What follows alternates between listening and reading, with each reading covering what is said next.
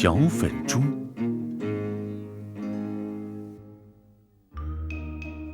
从前，在一个村子里，有一个从未生过孩子的女人。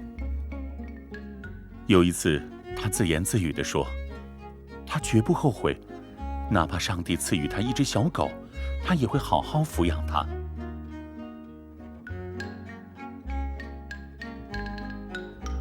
时间飞速流逝，很快到了女人生产的时候。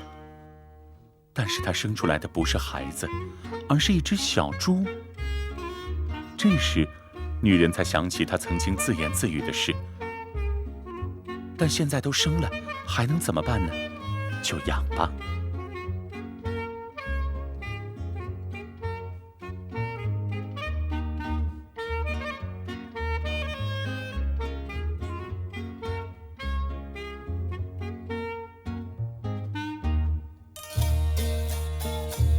女人们习惯地围坐在一起，东拉西扯聊家常。小粉猪总是坐在她妈妈身边哼哼：“我的妹妹啊，你听我说啊，这小猪也想和其他孩子一起去上学，所以她老是叫。你可别取笑我了。”她总觉得有这样的孩子让她抬不起头，但其他妇人还是不停地劝她，烦得她只好把小粉猪送去上学。在学校里，小粉猪对着老师尖叫，老师为了让他安静，塞了一本书给他。小粉猪马上就安静了，他用小鼻子一个字母一个字母地点着学习阅读。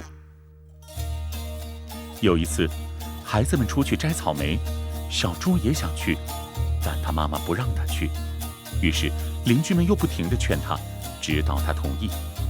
其他孩子都带着篮子，小猪也要篮子，他们就把篮子挂在他的小鼻子上，然后大家一起出发了。邻居家里有个小男孩，和小粉猪年纪一样大，他妈妈叮嘱他要好好的照顾小猪。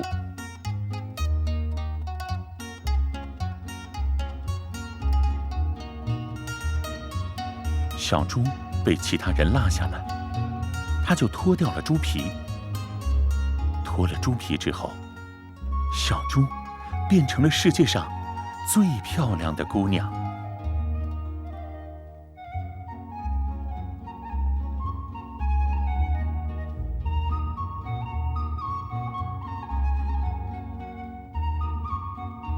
很快，她把采来的草莓装满了篮子，然后重新穿上猪皮，跟在其他人后面。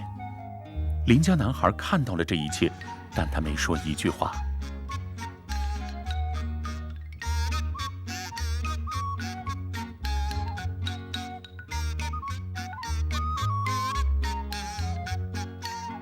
父母们担心孩子们还不回来，就站在路边等他们。你们看呀，小粉猪也带回草莓了，是谁帮他装满的呀？是小粉猪自己采的，男孩说。但他对他看到的事没提一句话。从学校毕业后，男孩子们都在晚上去女孩子们那里求爱，小男孩却老是上小粉猪家里。小男孩的父母看到后总是埋怨，这可怜的孩子想从丑丑的小猪那里得到什么呢？但小男孩没让步，还是一直去那里。到了小伙子谈婚论嫁的时候了。儿子，你娶谁呀？我要娶隔壁小粉猪。儿子，你可别给我们丢脸了！你看，我们一直老老实实做人，你现在想让我们臭名远扬吗？但是小伙子很固执，他只娶小粉猪。他叫上他的朋友们陪他一起去求婚。到了那里，他爸爸说，如果小粉猪不答应嫁给我儿子，他就不结婚了。他们订了婚，等到结婚那一天，全村人都来赴宴，连隔壁村的人都赶了过来，因为他们从没见过这种新鲜事儿。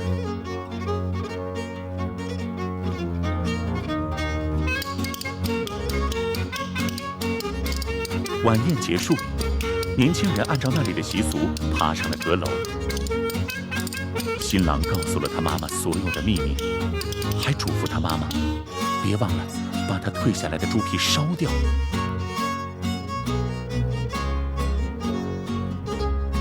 知道真相后的人们，伴随着乐队美妙的伴奏，在阁楼上爬上爬下看热闹。有的人在后悔，有的人有着说不出的喜悦，但每个人都喜欢，每个人都赞叹从小粉猪变成的美丽新娘。